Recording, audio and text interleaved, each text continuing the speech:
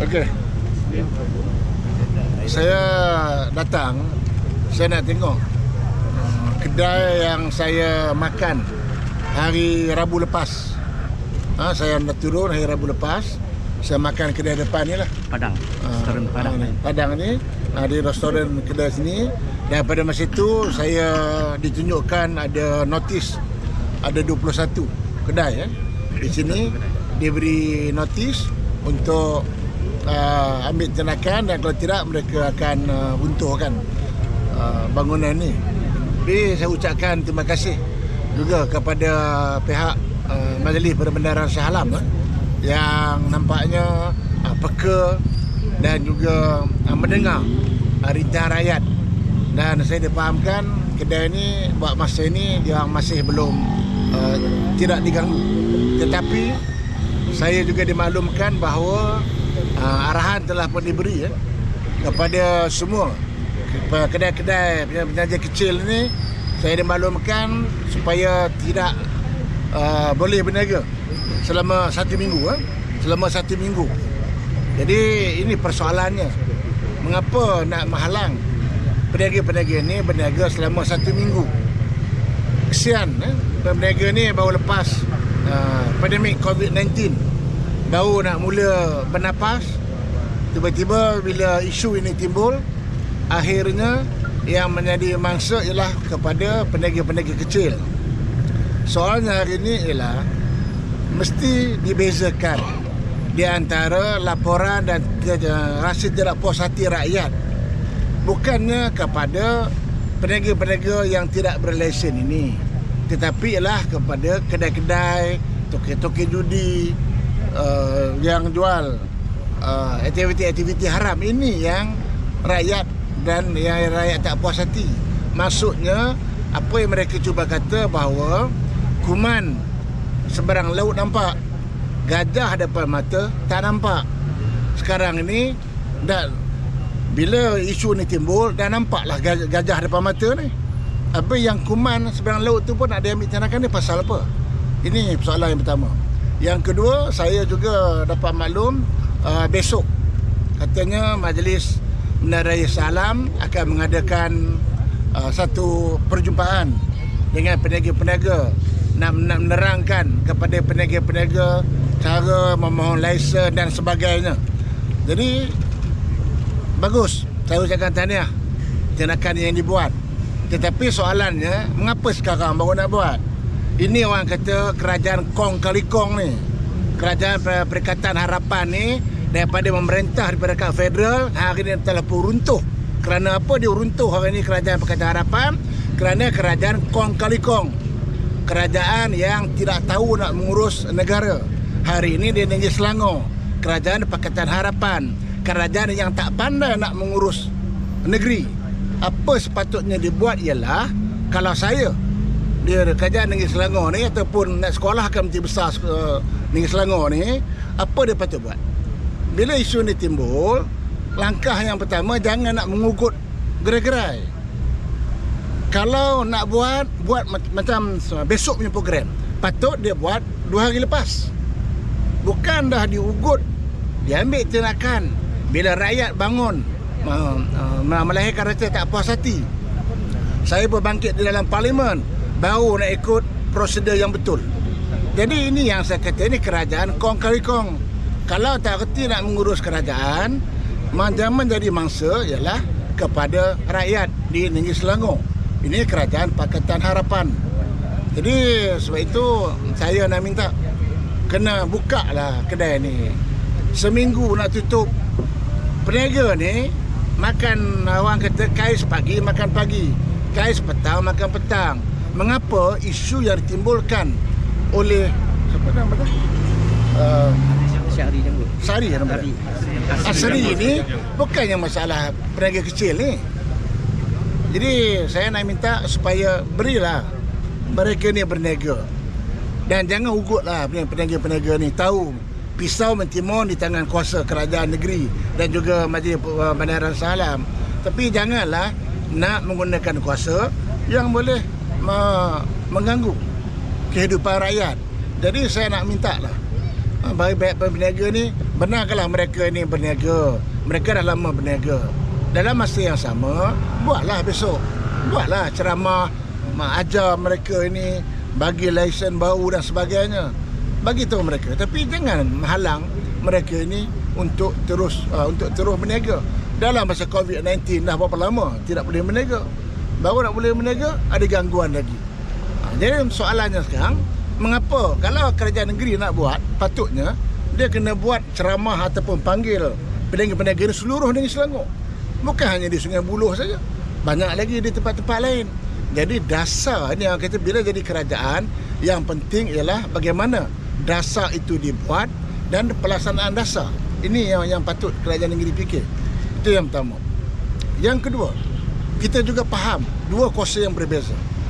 Untuk mengambil tindakan kepada peniaga-peniaga, tutup kedai ke, sita kedai ke, roboh kedai, lesen, ini ialah kuasa kerajaan negeri, kuasa PBT. Ini kuasa. Polis kuasa dia, polis tidak ada kuasa ni. Polis kalau dia ada kuasa, dia pergi raid je. Dia pergi buat sesuatu raid dan dia boleh rampas barang-barang, tetapi polis tidak ada kuasa untuk menutup premis ini. Yang ada ialah kuasa PBT.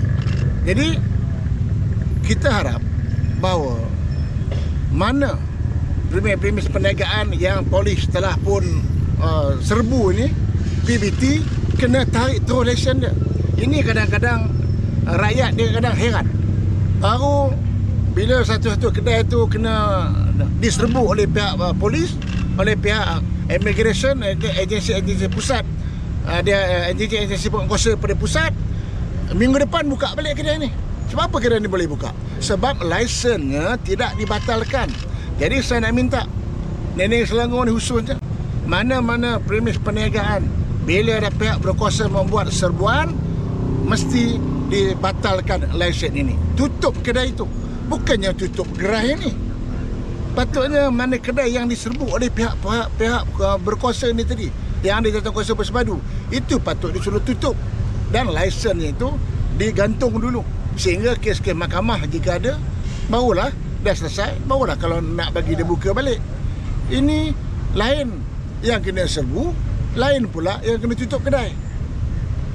Dan juga saya juga nak minta bahawa pihak berkuasa janganlah hanya merampas barang-barang saja. Jadi mesin judi dengan mesin jahit berbeza. Jadi Datuk Jamal bawa tadi, takkan tak beza mesin jahit dengan mesin judi. Yang dikomplain adalah mesin judi, bukannya mesin jahit. Yang pergi rampas mesin jahit ni pasal apa? Baik, so saya ucap tahniah di atas usaha yang dibawa oleh pihak berkuasa mengambil tindakan kepada kedai-kedai mesin judi ini. Ini betul, ini yang kita nak. Tetapi kita nak bukan saja setakat merampas mesin ini. Polis dan juga pihak berkuasa mesti juga menahan tokir ini. Pertama, dia punya landlord. Walaupun dalam undang-undang mungkin landlord tidak, tapi tokir kedai ini mesti ditahan. Sekarang tokir ni yang tahu siapa yang menyewa kedai dia.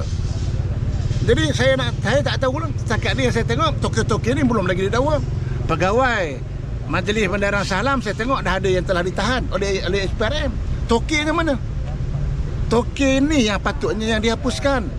Ini puncanya tokir ni. Kalau ada rasuah pun yang bagi tokir ni. Jadi sampai bila kita hanya nak ambil tindakan hanya kepada rakyat, hanya kepada pegawai, tetapi mereka yang bertanggungjawab, tokir je masih beramajalela. Apa dah hal? Dia tutup hari ni kat sini, besok 10 tokir ni boleh buka. Ini tokir ni, ini masa cukup mudah. Tarik, saya nak minta, kita nak tunggu. Tokir-tokir ni, tuan punya kedai ni, bila akan ditahan oleh pihak-pihak berkuasa? Itu yang pertama. Yang kedua, saya pun tunggu-tunggu ni. Saya baca Arif yang buat statement tu. Asri ni, saya baca lah. Dia kata dia buat report. Kemudian dia kata pekerja dia bagi tahu dia bahawa tokir ni tahu dia buat report. Jadi saya minta pihak berkuasa menyiasat bagaimana laporan report ini boleh bocor. Sepatutnya panggil pegawai, panggil Asri ni dan juga pegawai dia, tanya pegawai ni Cina Tokyo mana yang bagi tahu dia, dan panggil Tokyo ni. Macam mana you boleh tahu orang buat report against you? Macam mana you boleh tahu orang report nak ambil tindakan terhadap kamu? Biar Tokyo ni cerita siapa yang bocorkan rahsia ni. Jadi ini patut SOP yang kita kena ikut. Kalau kita nak bertindak daripada A sampai Z. Bukannya yang lain jangan nak ubah isu. Jangan nak ubah isu lain. Isu sekarang ni dah gerai-gerai lah yang menjadi isu sekarang. Gerai-gerai yang betul lah yang kena ambil tindakannya, kena tutup sebagainya, pakai kereta ni untuk apa? Jadi kita minta supaya rakyat menunggu. Saya pun nak menunggu ni. Saya pun kalau ada dalam parlimen saya kena bangkit lagi ni. Saya akan tanya lagi, mana berapa gerai yang telah diambil tindakan. Semalam bagus saya tengok dia ambil, ada yang jual botol arak haram. Saya tengok ada depannya dia buat workshop terhadap saya, belakang kata dia jual botol arak. Itu betul rampas. Tetapi tokinya mana? Tokinya mana? Siapa toki dia? Tangkaplah toki ni dulu. Janganlah ambil biarkan mereka bermajalela. Kalau toki ni tidak ada tindakan, besok tutup kat sini 10 kedai lagi dia boleh buka. Bila buka kedai besok dah pegawai pula kena lagi, rakyat pula kena lagi. Akhirnya orang kata dia punya punca dia tu takkan nak dibiarkan. Okey. Tuan Sri, ada apa bentuk bantuan setakat ni? Bantuan untuk peniaga yang minggu ni kan terjejar, mungkin Anwar Selangor ada kalau saya Menteri Besar besok saya bantu semua. Bukan besok bos, malam dah bantu. Jangan tanya saya, pergi tanya Menteri Besar. Pergi tanya Menteri Besar. Apa ni? Dah tutup 7 hari. Kami di Peringkat Federal kita dah bagi tahu dah. Penjana kita bagi. Semua kita bantu. Saya jadi pengurusi PUNB. Saya tak boleh bantu ni sebab ini peniaga kecil. Yang saya PUNB ni ialah IKS. Kita dah buat pengumuman dah. Saya sebagai pengurusi PUNB, saya kenalkan apa ni, rent to own macam kedai-kedai ni. Kita semalam pun saya dapat aduan lagi. Bayangkan bila usaha Bumi Putra dah berniaga, buka kilang, buka kedai, dia tengok kedai tu maju, dia tengok kilang tu maju, dia pun naikkan sewa. Akhirnya jadilah pelarian usaha-usaha ini. Sebab itu saya perkenalkan bahawa supaya usaha-usaha Bumi Putra ini bagi kementerian, bagi PUNB, kita nak minta bagi tahu PUNB akan beli bangunan itu, sewa dengan PUNB, akhirnya bangunan ini akan jadi hak milik kepada usahawan itu sendiri. Itu langkah yang kita nak ambil. Bagaimana kita nak tolong Bumi Putra, bukan nak runtuhkan bangunan saja. Kesian orang ni 20 tahun tidak dikacau, bila isu ni meletup mereka pula jadi mangsa. Sebab apa? Ya. Saya yang bangsa yang kontainer diangkat tu, penjaga kontainer diangkat. Saya dah minta tolong itu je. Kita nak cari raya, dia tak boleh tunggu. Tapi dia bagi masa surat notis 11 hari bulan, pukul 12 tengah hari. Dia kata besok kena clear. Dibayangkan 3 kontainer kita nak suruh kita angkat. Bukan kita gerai, kontainer saya duduk kat longkang tu. Sebab kilang saya depan kontainer basi, kita berniaga, saya business printing. Tapi bila business printing dah slow, demi untuk selamatkan kerja-kerja saya terpaksa buat 2 kerja. Bekerja kerani dan bekerja tengah hari jual nasi. Tolong bungkus nasi. Sebab ini mangsa. Saya bukan saya bukan politik ya, saya orang bisnes. Sebab saya bila masuk depan sikit. Ini contoh mangsa. Ini saya contoh mangsa. Bila datang, bayangkan dia bagi pukul 12, pasal tu saya tak ada di office, suami saya ada. So, dia kata besok kena clear. Lepas tu pukul 12, lepas tu dia bagi notis semua kilang dia. Semua surat warna orange tu. Mana nak surat orange tu? Ni. Ni. Surat orange tu dia tanpa apa. Lepas tu dia kata besok dia datang. Kita bayangkan dia mesti start daripada sini. Sebab semua Cina-Cina dia kena. Lepas tu dia pergi end kita yang duduk kat dalam tu. Dia atas kepung kita dengan trailernya. Kita dah nak masuk trailer, kita dah tak boleh. Kita kata boleh tak? saya nak pukul 3 je bagi masa. Sekarang tu dah pukul 11 ni kan. Kita dah booking dah lori untuk alih sebab dia dah bagi notis malam. So bila dia datang tak sampai 24 jam, kita cakap minta masa sebab lori available pukul 3. Tapi dia tak boleh nak dengar. Timbalan Datuk Wanda datang pun buat tak tahu je. Tak tahu. Kita cakap dia tak tahu je. Buat tak tahu. Kita bukan tak nak alih. Kita minta masa untuk tunggu lori sampai. Tapi yang tu yang jadi kita orang jadi terkilan, sangat rasa sedih lah bila dia tak boleh bagi masa. And dia roboh kan serta-merta juga time tu. Kontena dia angkat. Dia angkat. Dia tak roboh yang kita punya yang tu kontena pukul 12 dia angkat 2 biji tu. Dia kata kalau ni kan saya nak kena bayar storage lagi berapa. Dia kata tak puan, kita simpan je. Nanti puan pergi ambil. Lepas semalam saya nak pergi ambil. Dia kata puan saya tak boleh kira lagi. Macam mana dia tak boleh kira? Tak tahu. Tak tahu. Pergi sini tak tahu pergi sini. Dia kata puan ni kena pergi Shah Alam. Loh takkan saya nak tanya nak pergi Shah Alam. Telefon tak boleh ke? Waktu bila kau Shah Alam, puan kita tak boleh kira lagi. Lama je nak kira. Kalau saya nak pergi sana nak buat duit berapa? Kan tak cukup saya nak claim macam mana? Masing-masing tak boleh bagi komitmen berapa. Notis berapa lama dia bagi ke? Ni 24 jam. 11 pukul 12 bulan datang. Lepas tu yang dibagi saya 24 jam. Lepas tu katanya dah kita kata bagi masa pukul 3. Dia pergi buat yang lain. Yang ni Cina ni dia buat semalam. Mana tak boleh bagi saya tak adil. Patut dia 24 jam. Dia buat semua sekali hari yang sama. Yang ni dia roboh-roboh semalam. Ada dalam Yang video orang tu lain ada jadi viral. 48 jam. Saya kita orang tak sampai 24 jam dia dah nak settle kan. So tak adil lah kat situ. Ada pilih-pilih pula. tak tahu kenapa dia tak tahu kenapa. Kita pada saya ni Bumi Putera yang kat kilang saya milik Bumi Putera, saya printing ada keuangan, Ni saya memang gambar bisnes. timbalan Datuk Wanda yang bagi kita. Betul. Dia tahu tak muka tak cam. Betul. Tak tahu dia muda ke. Saya tak tahu. Apa tu kita bukan orang politik kan, kita memang orang bisnes, kita tak kira. Mana bila saya mengadu kepada yang berhormat sini, dia kata okay you start from zero. Cakap senang. Kita patut dia tengok memang kita SOP kesihatan semua datang. Dia tengok permit pekerja kita ada permit yang ada permit pekerja 2 orang. Lepas tu semua Malaysia kan. Tak ada masalah. Lepas tu dia dari kesihatan kebersihan bercantik. Lepas tu dia kata lesen tak boleh bagi. Kenapa?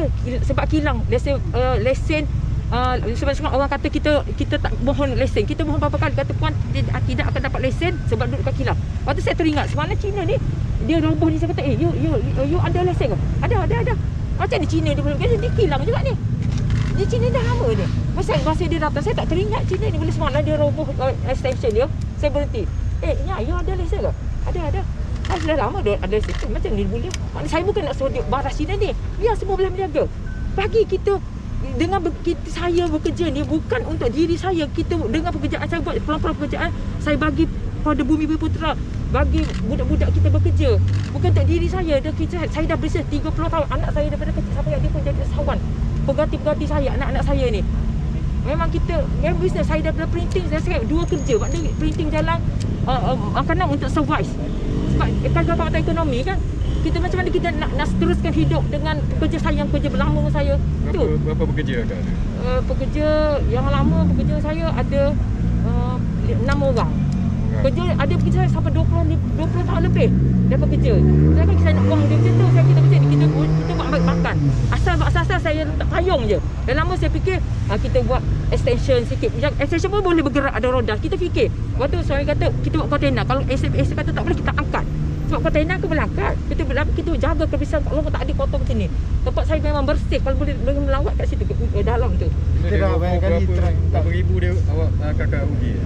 Dekat 10,000 lah, lebih 10,000 lah. Lepas tu kontena tu dia sama tak tahu berapa. Kontena dia kata boleh beli balik. Lepas tu yang kita jual lah. Lepas tu yang kontena yang 40 kaki tu kita cari bayar lah, kita jual lah. Kita jual lah harga murah lah. Kita beli dulu harga yang sama, jual harga yang sama. Tak sel lah. Dalam short term kan. Bila dia 11 bulan petang tu kita iklan dalam Facebook, orang tanya banyak kan. Let go apa tu kontena sebab dah renovate kan. Kontena tu bukan untuk saya jual, untuk orang makan. Saya menjual dalam kilang. Orang makan santai. Kalau orang pernah makan kelompok semua tahu sini. Tu. Mana bila saya cakap saya mengadu, dia kata, "Okey puan, kita start from zero. Kita tak boleh buat apa sebab ni dah melibat SPR ambil apa."